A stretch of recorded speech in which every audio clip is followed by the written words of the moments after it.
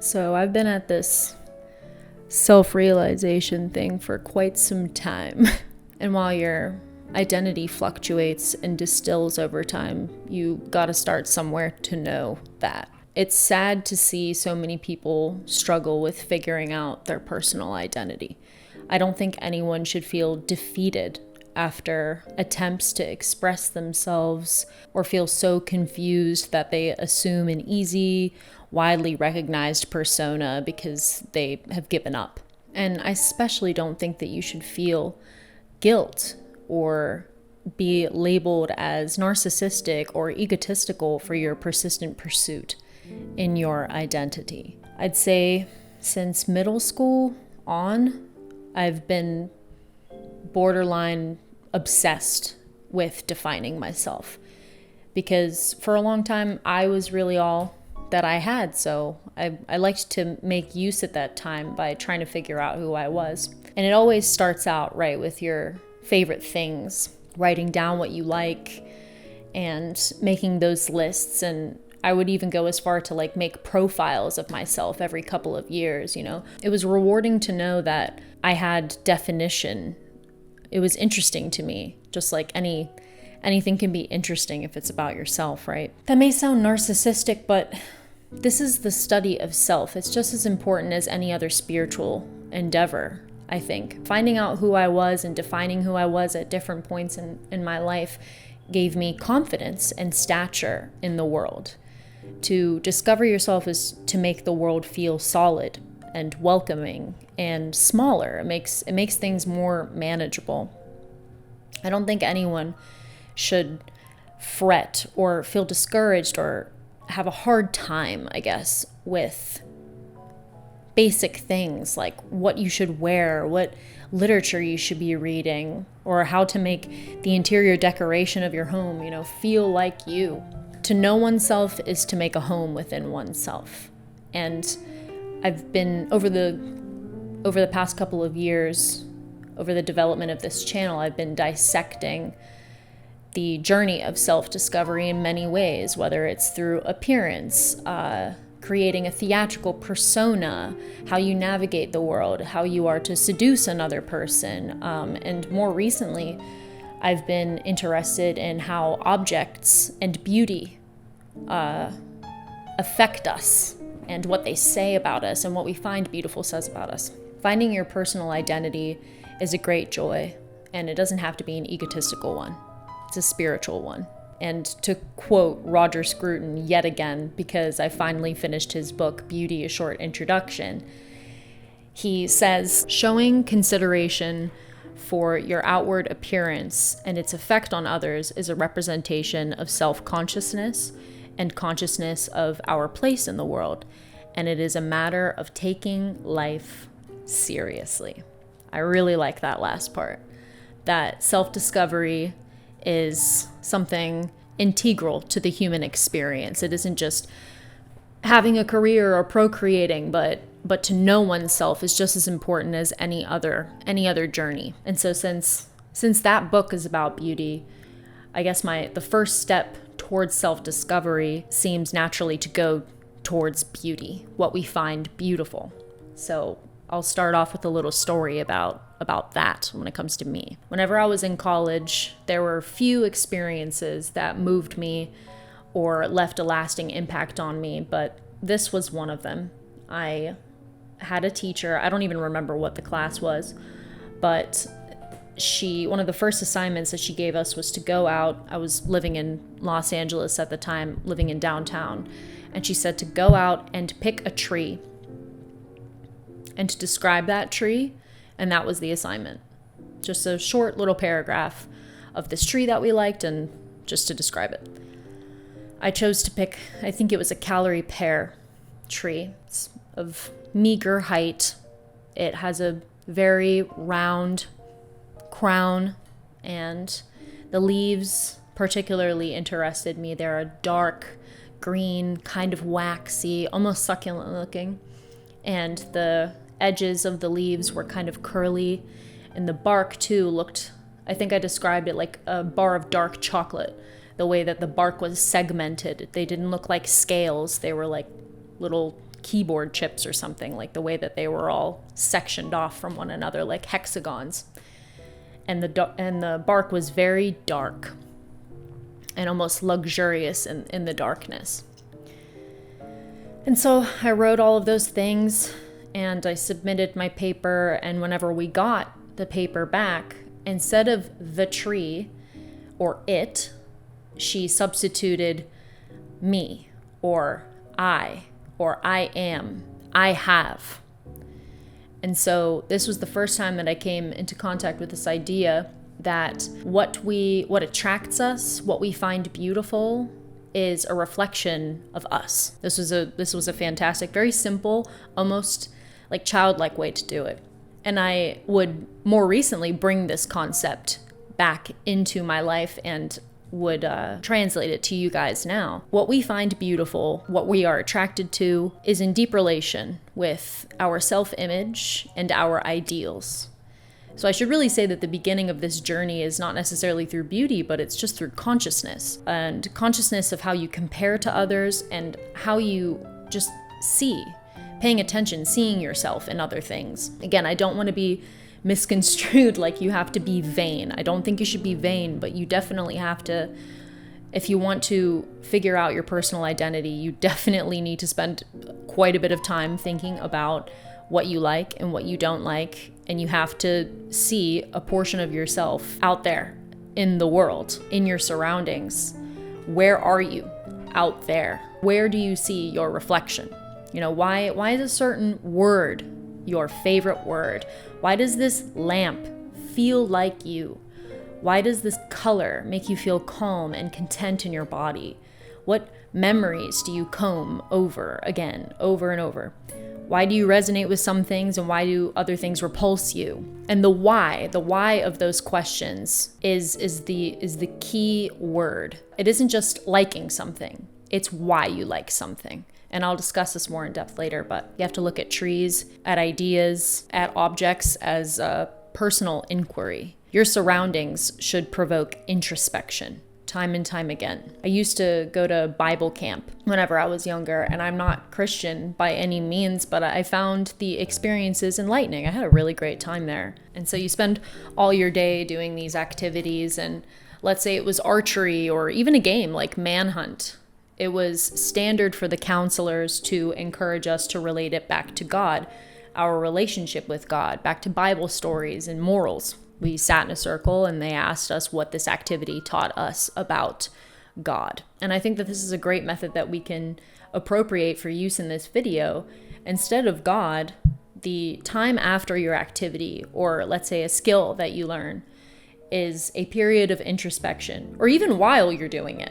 It's a time for self-study. You don't just do something, you don't just like something. You have to ask why you like it and how this relates to you.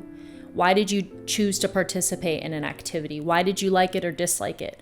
Why do you gravitate towards certain types of knowledge? And especially when it comes to skill, acquiring knowledge, and mastering something, really learning something, you aren't just mastering the thing, you aren't just learning a skill, you are also finding out who you are by learning about this thing, because you chose that thing. And you will soon find out why you chose it. You'll figure out who you are through this skill, through whatever you choose to learn, which is why I'm very happy to say that this video is sponsored by Skillshare. Skillshare is the largest online learning community for creatives with thousands of classes led by industry experts across a broad repertoire. I personally have never seen another platform so acquiescent to the pursuit of personal identity. There are courses on journaling, how to market your identity, personal development, and even beginner courses for learning new languages, just to name a few. Skillshare has just recently introduced the creative careers category too, so if you ever wanted to turn this search for self into something of a career, definitely look no further. I've been fascinated by constructing things out of paper since I was very little, and with holidays coming up, I wanted my gifts to be made by me instead of bought. So I found Ellen's class on how to make a realistic paper rose. While doing this, I meditated on myself. This handmade paper rose is a symbol of my persistent search for accessible beauty. It represents my striving for dignity in a world which glorifies disposable, vapid things, And I recall what the artist Agnes Martin said to her niece after putting a rose behind her back. She said that beauty is in the mind, not in the rose. That is one of the few stories that propelled me into my philosophical pursuit of beauty. Hidden meaning is only found in the pursuit of knowledge. Your identity should be included in that pursuit. The first 500 people to use my link in the description will receive a 1-month free trial of Skillshare. Who you are, or even a small hint of it, is waiting to be discovered in whatever class you choose. Now, since my primary fixation lately has been objects and our relation to them, what they say about us, how they represent us, my next suggestion for those who have issues with their identity is to play with objects and play with their meaning. And an excellent place to start with this would be the Fluxus movement. Fluxus was an international community of creatives, as well as a long-standing art movement throughout the 60s and 70s, and I even believe a little bit, actually standed a lot longer than that. But Yoko Ono is actually known as a participant. But the central coordinator of the movement was George Masiunas, and his interactive pieces, kits, were really well known in the Fluxus repertoire. I think that they are really lovely, engaging pieces that ask you not only about who you are, but it also encourages you to shift or alter the meaning of things, actions, and experiences. And this is kind of where the name Fluxus comes into this. The fluctuation of an object's intrinsic meaning. And this is really shown well by Masiunas's Spell Your Name. That is a really great, there's a few of them. They're these kits, and they are given to a recipient. Their name is spelled out, and they give them a bunch of objects, and they say, hey, spell your name with these objects. Now, the riddle of all this is that the objects are, let's say, a shell, a die, a card, a match, a safety pin, let's say. But then you have to erase all meaning and impose new meaning and a new title, a new significance to these objects. So anything in this kit is now in relation to you. You have taken away their original place in this world, and now you are finding a way to impose who you are on them, which I find fascinating. So this fluctuation of meaning and significance in all things, that like everything is almost kind of infinite, that nothing is just a keyboard, a light bulb, a ring, but that your perception of them is incredibly important. And that's why I think looking at these pieces are so good for understanding your identity, is because you have to change them in order to see yourself in them. And in kind of relation to this, I used to do these cigar boxes whenever I was younger. I think I gave them to 3 different friends, but I would just have these random objects all over my house, and, you know, the kind of junk drawer objects. Instead of throwing them away or giving them to Goodwill or something, I would gather certain ones up. Like a cigar box that I chose would be dedicated to, let's say, Katie. Katie is the person's name. And I would select certain objects and I would put them into the cigar box, and these objects symbolized Katie. And I gave them as gifts. And the things that were included in these boxes were nothing, you know. It'd be like a seashell, a Tootsie wrapper, a match, an old brooch, a lighter. It could be literally anything. Just what I found, a discarded piece of jewelry that didn't have a matching pair. But I found that I wasn't only interested in figuring out myself, but you also become interested in figuring out other people, especially people that you like and that you love, right? So it becomes, once you're able to define yourself, it becomes easier to define other people, and you find joy in understanding their intricacies and complexities and their details and their characteristics. And all of life becomes this great kind of like guessing game, this defining game. And so having said all of these things, within that tradition, I guess, I have a kind of prompt for you guys. And that is to do a portrait of symbols. So basically, you are to pick 10 representative objects, personal artifacts that symbolize you. And they can't be sentimental things. Like they can be fantastic, they can be weird.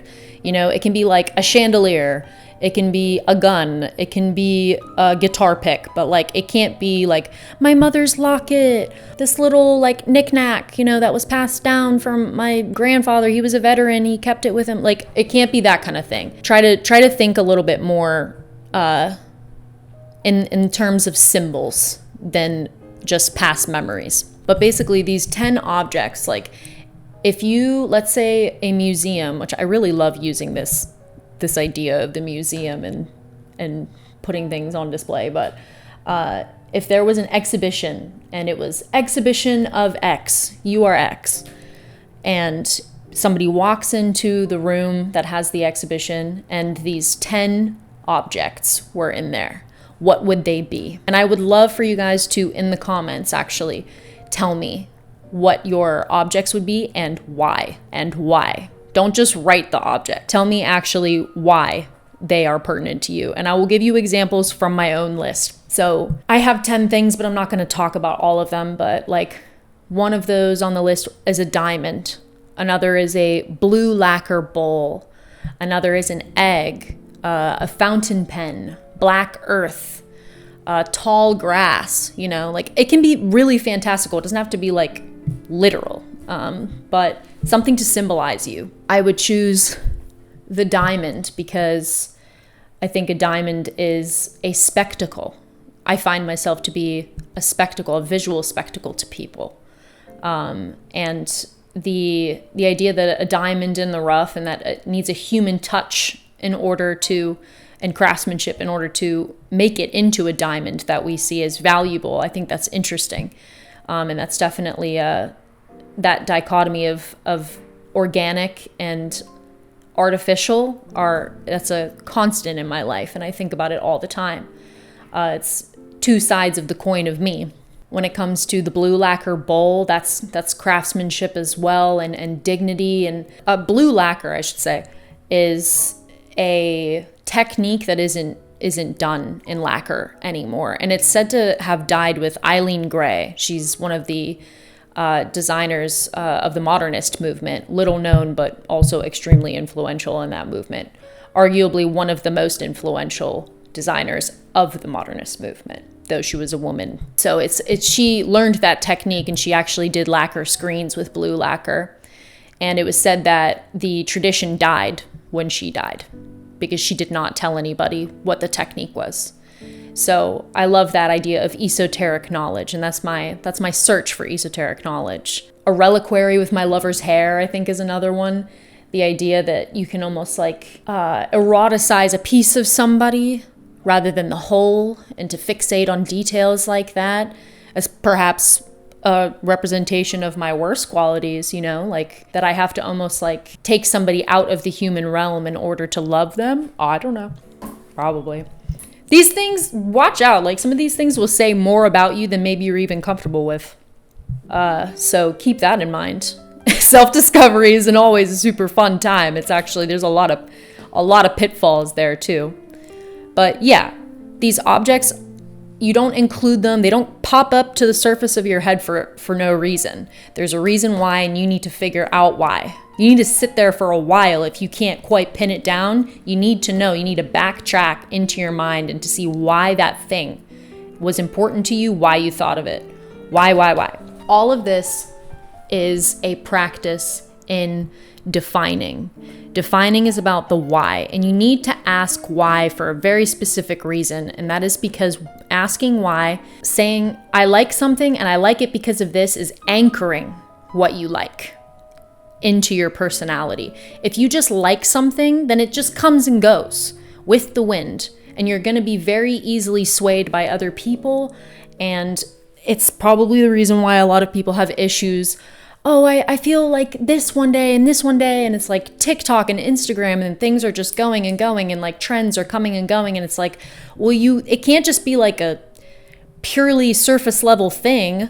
It's just can't just be a passing fancy if it's to be part of your personal identity.